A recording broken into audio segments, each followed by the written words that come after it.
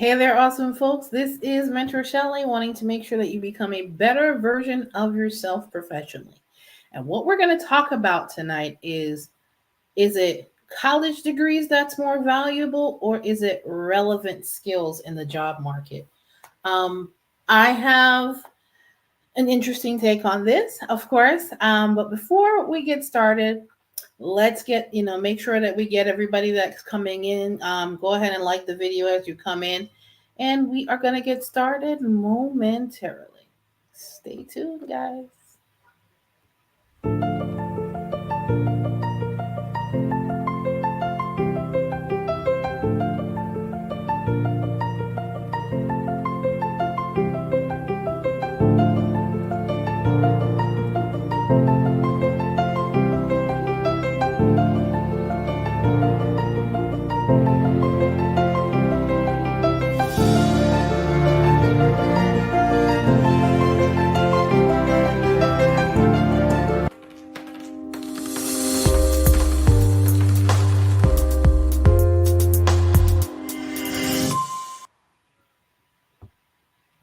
Hey there, awesome folks. This is Mentor Shelley, wanting to make sure that you become a better version of yourself professionally.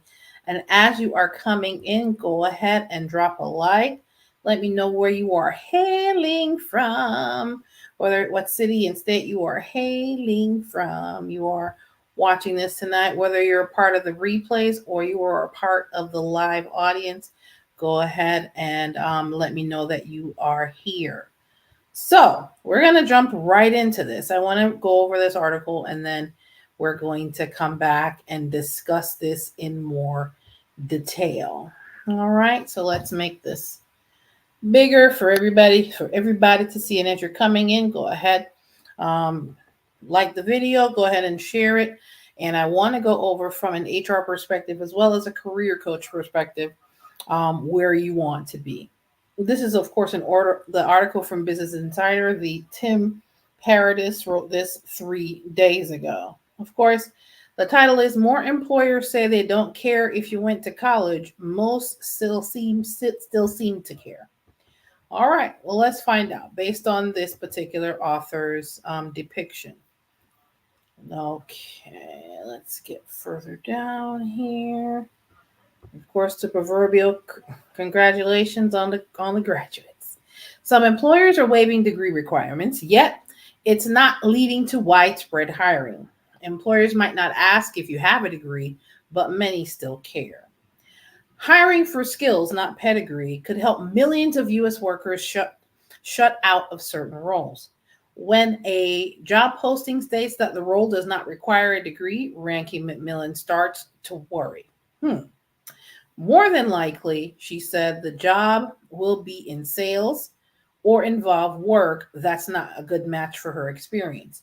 If someone says they're not looking for a degree, you have to look at what they want you to do, because it seems like they're going to give you crap work, McMillan told Business Insider.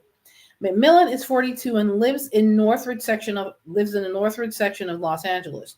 She's been looking for work for more than a year and a half. McMillan has an associate's degree, but not her bachelor's. Yet she has more than a decade of experience in managing merchandise used in photo shoots for big name retailers. When she looks at job postings, she estimates that she runs into formal degree requirements most of the time. McMillan is one of the millions of U.S. workers bumping against what is sometimes called a paper ceiling. Very pretty girl, by the way. It's happening even more as employers are setting aside requirements that applicants for some jobs have bachelor's degrees. The goal is often framed around wanting to hire more for skills, not pedigree. Yet many bosses have been slow to take the next step, actually bringing on workers who don't hold 4-year degrees. David Deming, a professor of political economy at Harvard's Kennedy School, told Business Insider that while employers might no longer require a bachelor's degree for certain roles, those doing the hiring still might care whether an applicant has one. Firms are wanting credit for removing a requirement, but that doesn't necessarily mean they're changing their hiring at the end of the day, he said. Deming said many employers look upon a worker with a 4-year degree as an investment, one that can be molded into what the firm wants. Interesting take on that. Hiring based on skills. The Burning Glass Institute, a nonprofit that examines the future of work and learning at Harvard Business School, found in a study released early 2024 that even when employers hire people without a 4-year degrees for roles that once required them, it doesn't occur in large numbers. Hiring for skills or experience rather than formal education accounted for just one of 700 hires in 2023, the study found. The researchers examined more than 11,000 roles at large firms and compared hiring at least a year before and after the employer ditched the degree requirement. The studies reviewed changed in roles from 2014 to 2023. Reluctance by some employers to bring on workers without a 4-year degree matters because only about 36% of the people 25 and older in the US had a bachelor's degree or higher in 2023, according to the Census Bureau. A boost for employers. Adding workers based on their abilities rather than on their resume can be a win for business. The consulting firm McKinsey and Company cited research notes that hiring for skills is 5 times more predictive of how someone performs on a job than hiring based on educational attainment, and more than twice as predictive than hiring based on a person's work history. Boston Consulting Group research found that those hired based on their skills tend to get promoted at about the same pace as traditional hires, yet stay with an employer 9% longer.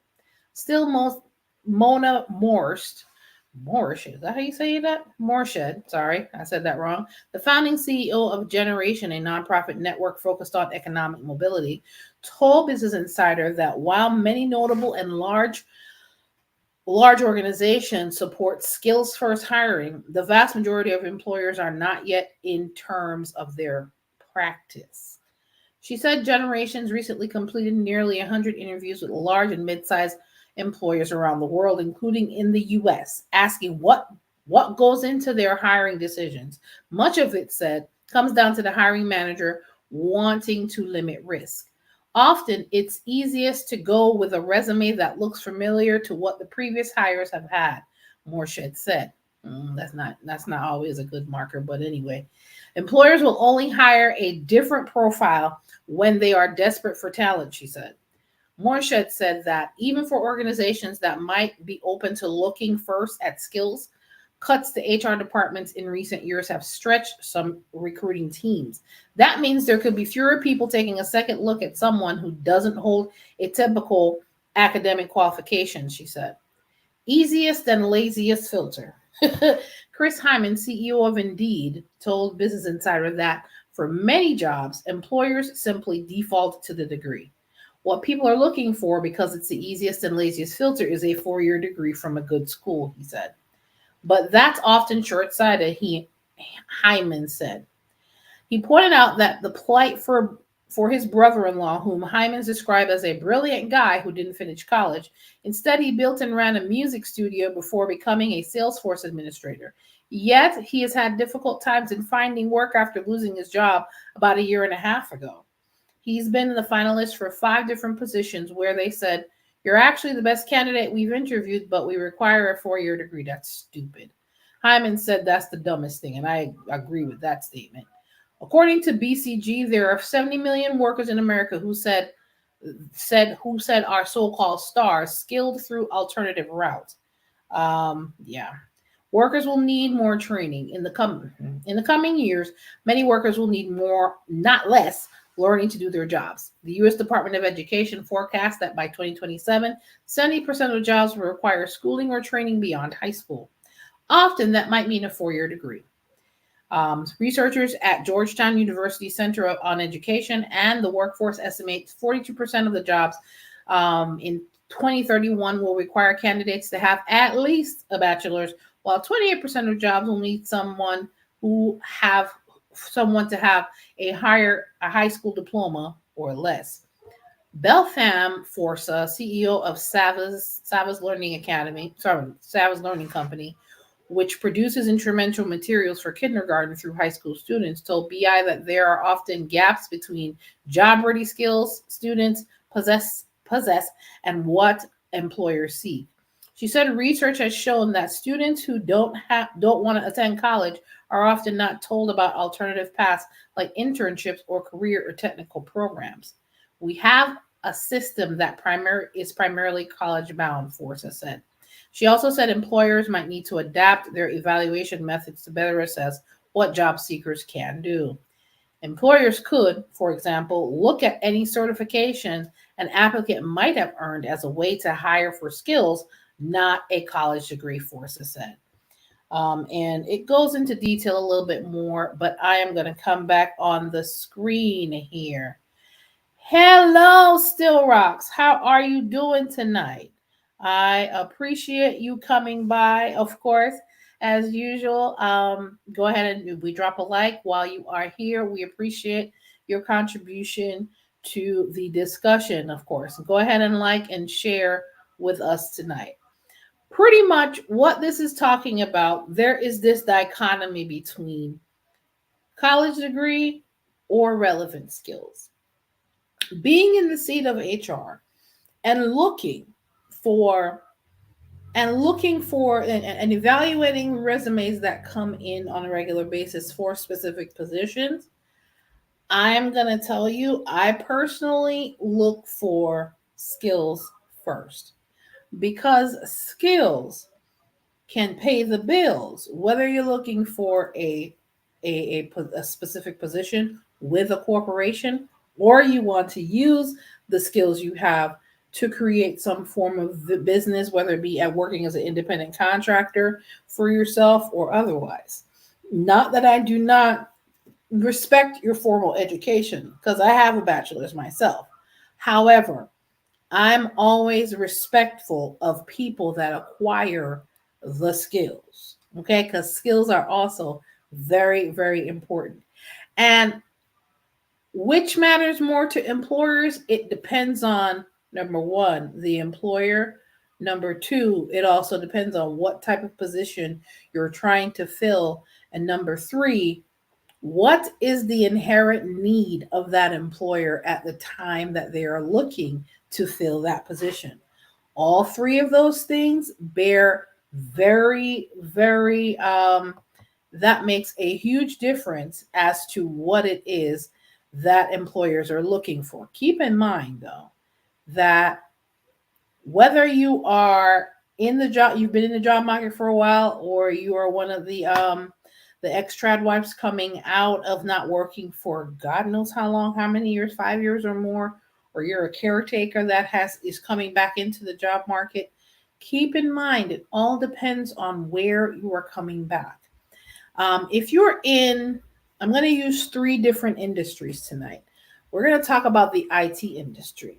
The IT industry is a lot, especially right now, the IT industry, it's a little bit easier to come back into or to re-enter, especially if you've been out of it for a while, because a lot of those positions, it's more skill than it is degree for the most part. If you're in IT and you're in a specific sector of IT, a certification and a well-placed resume or a certification and a well-placed reference can get you so much further than a degree sometimes. And it also depends on the employer. All right, Still Rock says, I work with a lot of adults returning students to higher education. Some already do management duties, just don't have the elusive paperwork. However, with their experience, they could run circles around a grad. Exactly. This is why I'm always saying to you guys, it's the skills that pays the bills. However, the unfortunate part about that is there are some employers that are so stuck on you have to have a degree in order for you to be in management. Here is why, unfortunately, some employers, and you won't know until you're actually either working with the employer or know people that have relationships with that employer. Part of the dogma of holding on to that type of stigma is that the degree tells people that you are a person that finishes what you start. That's really all that degree. You know how to complete something, and you have actual documented proof to show that you finish where you start. That's really what this boils down to. And part of it is that you had a set, there was a set criteria, there was a specific process that was put before you to achieve this particular degree. And because you were able to follow that, so pretty much you know how to follow directions. That's really that's really what having a degree tells an employer, that you know how to follow directions. And if they give you these specific set of rules or a process or procedures or whatever, you have the capability, based on the fact that you have a degree, you can follow it. All right. So Rock says some of those government jobs they want require those bachelor's degrees, especially because a lot of those government jobs require a certain level of um, you're going to have to be able to process what they want you to do within the confines of how they want you to do it. So, because of that, they're asking for college degrees, not just because the job may not necessarily require it, but because they want a certain mindset and they know that a person that has achieved a degree can adjust to that mindset. That's part of what that is as well. It's more psychological than anything. Still Rock says they can get it with a certification sometimes, but require that degree. I think it's where consultants come in, and people can't navigate this current job market alone. You are very right about, and this is part of why I provide help and assistance to people that are looking for positions and want to understand how to navigate these newly minted employment waters. So I wanted to touch on three industries tonight in this live stream. The IT industry, for example, it is very it's a very lucrative place to be right now. A lot of people are making that mid-career switch to go into IT, for people that have been working in maybe say, sales or some other type of industry, and they want to make a switch to a more lucrative place. Then a lot of people switch over into IT. I want to touch on what the Bureau and Labor Statistics are talking about for the IT industry, because it's so vast, it's so wide. I'm just going to use the position cybersecurity. Okay. Just that sector alone, whether you're doing mobile or you're doing, say, information cybersecurity consultants, right? Let me see. I'm just going to use this as an example. Let me see here. Let me go ahead and put this up for you guys to see it. Let me go ahead and show this other one. Present. Okay, cyber consultant. Right? Cyber consultant. Okay, a cyber consultant. What do they do? Right? It gives you an idea of what some of these are going to be named. Tell me about your career path. If you want to get a better idea of what it requires, some of the certifications that it requires, it's very easy to find this information, folks. What is it that you're going to be looking for? Things of that nature. This is where you would go. You would go to bls.gov to find this information. Now, cybersecurity, to get into it, to enter into that particular field of study or to work in that field, you may require one or two certifications versus going to school for computer science or going to school for IT. Having a bachelor's degree in IT sometimes is not necessarily, that may not necessarily open doors initially, but as you're moving up the ranks, then that can definitely open more doors, especially in leadership, because of course, a degree is a degree is a degree. There, as I said, there are some employers that value your experience more, and then there are some employers that value your education more, and then there's some employers that want a good mix of the two. If they're a versatile employer, they'd value both, but I digress. So the IT industry, it's very easy to segue into that particular industry with the experience. If you can teach yourself coding and you have some form of a certification, not necessarily going to school for 4 years, but obtaining some form of certificate within months, not years, that's a good way for you to segue if you so choose. And that's where the experience, or you've done it before, you can show what you have done to improve an employer situation by using that experience. If you understand how to communicate that on a resume, gold. All right. So let's step into the medical industry. What is it in the medical industry that you all think? Let's see here. The medical industry. I'm going to use the example of a RN slash BSN nurse. The fortunate part about it is you are going to need formal education. Whether it be for RN, I think you're going to need at least an associate's to be able to become an RN and go through the RN program. And if you want to transition over to BSN, which is Bachelor's of Science in Nursing, you are going to need that 4-year degree to be in nursing. That's going to be required because that's a medical field. You absolutely need formal education and you need experience to be able to survive and thrive in that industry. You can't have, there's a lot of people that I've heard some things, especially during COVID, that people are doing some crazy nonsense, playing with people's lives, going to nursing school and getting certificates online. That's people's lives you're playing with. And there's a whole lot more. There's a whole lot of liability out there if you're going into those fields without the proper education.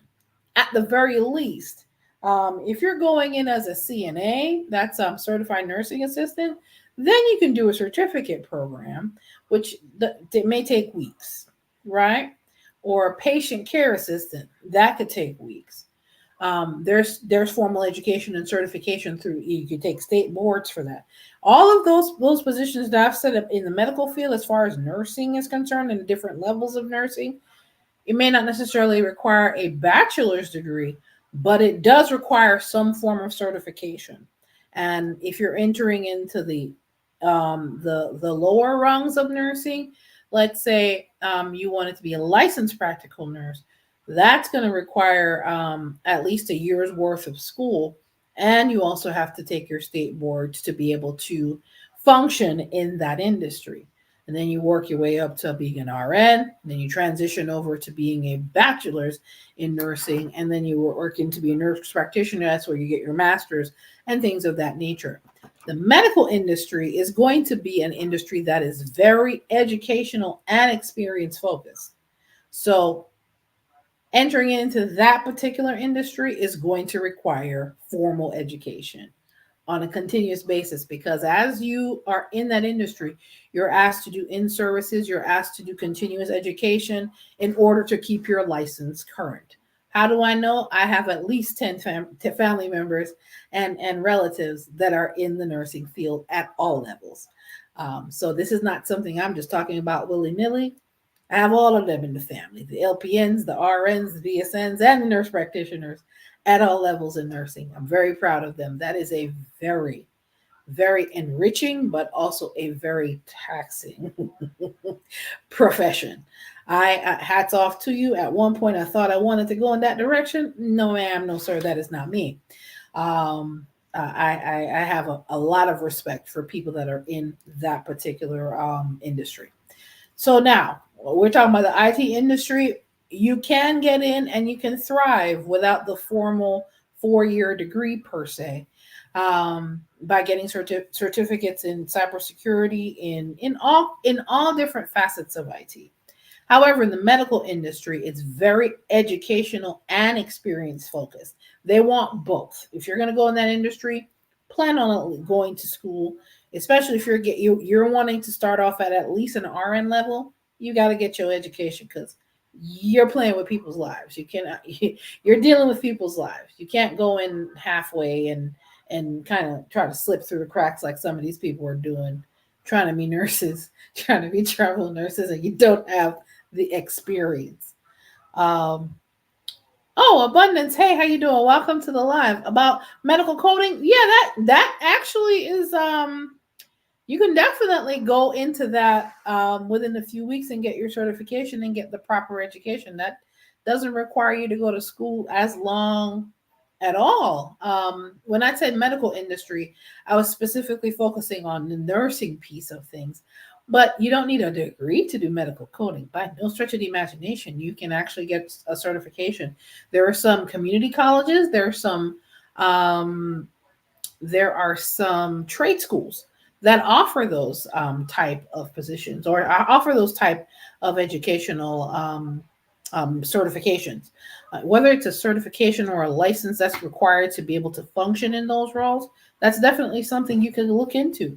Go ahead and go to bls.gov and you can look up medical coding to see what educational opportunities are available. It may take you weeks, it may take you months. You may be able to get financial aid to pay for it. Look into that. So definitely, that's something you can definitely look into. Um, However, as far as I wanted to make sure, I just wanted to keep it to one profession to make sure that we have the live in a succinct and make sure you understand what it is that's required. Um, but in the medical field, a lot of times, because people's lives are on the line, they're going to want the formal education and some experience. Okay, now industry number 3 we want to look at. We want to look at the trades. We want to look at the we want to look at the hey there, abundance. We want to look at the plumbers, the electricians, and the AC and refrigeration guys. AC refrigeration specialists out there. Those guys do not require a degree, but they do require licensing in some states. They require a formal education through trade schools. So it may take you a year, a couple of years, months, depending on which one of those trades, you decide that you want to get into. But it also helps that when people are looking for those type of expertise, that you have the experience. The experience is going to be valued a whole lot more than formal education. You do not have to have a bachelor's degree to be a plumber, to be an electrician, to be an AC and refrigeration specialist. How do I know? I have several of them in my family and friends that are experts in those fields. Um, the experience is more valued, especially when people are looking for those types of skills in an employment sector, as well as an independent contractor. Those skill trades are absolutely needed, especially in the job market right now. You can go to your state, city, county trade schools and see what kind of programs they have available for those skills, and see what it may take a year, it may take 2 years. You may be able to find cities and counties that pay people to get those skills.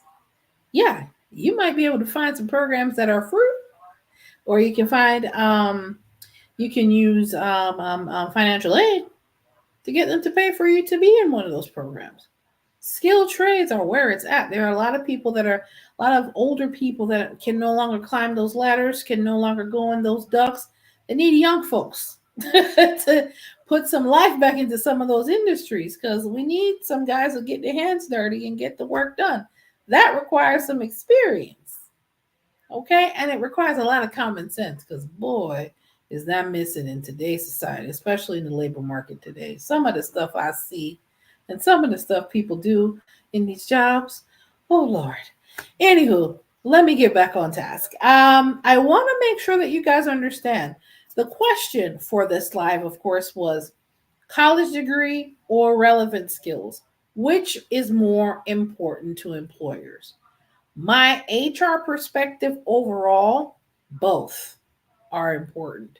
But depending on the industry that you're in, it varies. If you're in the medical industry, the education is absolutely prioritized. If you're in the IT industry, your experience is prioritized. When you start moving up the upper echelon as far as leadership, that's where your degree may start to matter more, depending on the employer. Depending on the employer.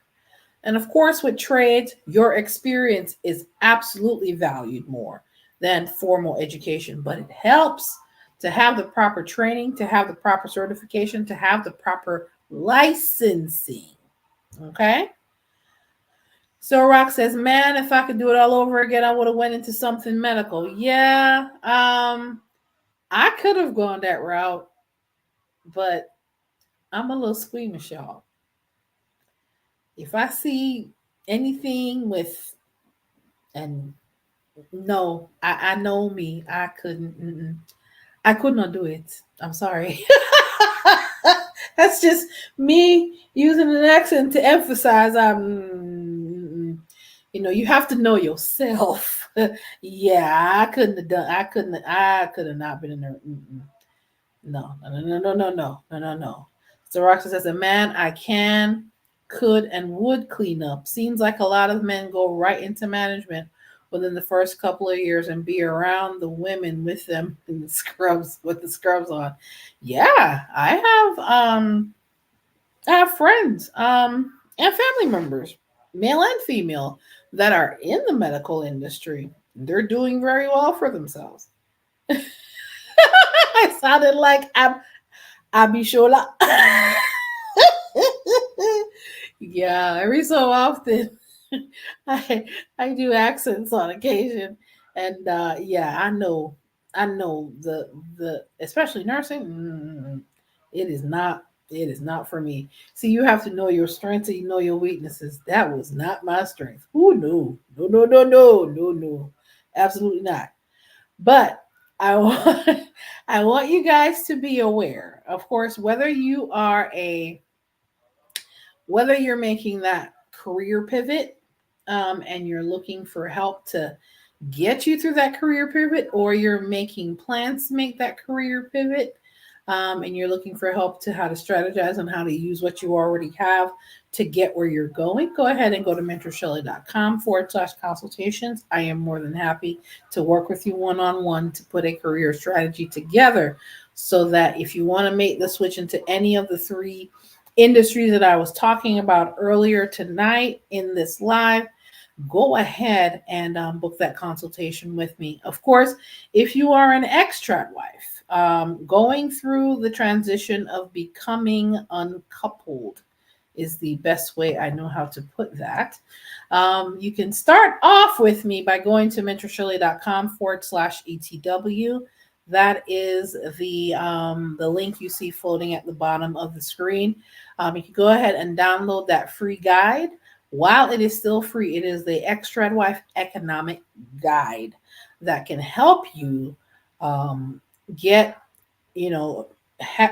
put all of the skills that you have acquired as an extrat wife, as a homemaker, as a caregiver or an ex-caregiver, to be able to use in the job market. That is a start. And of course, if you have additional questions, concerns, or you want to spend some time, or if you have questions that you would like for me to answer in another video or in another live show, go ahead and connect with me at mentorshelly.com/contact, where you can leave me a voicemail or an email message, and I'm more than happy to return that voicemail or email within 24 hours and let you know when we will be discussing that topic. Of course, Abundance says for nursing, people skills and patience is a must. Oh, you better preach. And patience, because patience will hurt your feelings. Yes, I have personally witnessed that on several occasions. Yes, you are absolutely correct. People skills is an absolute must if you're going to be any form of a decent nurse. Well, your bedside manner has to be on point in order for you to be successful in that, in that career progression. And of course, guys, if you have questions or concerns, you could definitely go to mentorshelly.com/contact, where you can leave me a voicemail or an email message. And I'll be more than happy to return your voicemail or email within 24 hours. Guys, I am on the road to 1,000 subscribers. If you know, or if you know anybody that can benefit from this particular live and other videos that I have done on YouTube and Facebook and wherever you're watching this, go ahead and share that with them. Go ahead, if you have not already done so, please subscribe to the YouTube channel, as well as check out the other resources I have at mentorshelly.com/contact, or my website in general, where I have a blog and I do write about other issues in the career space. All right, guys, this is Mentor Shelly, wanting to make sure that you become a better version of yourself professionally, whether you have a college degree or you have relevant skills. You are valued in the job market, so market yourselves well so you can increase your personal economy. All right, guys, take care. You have a good one. Bye.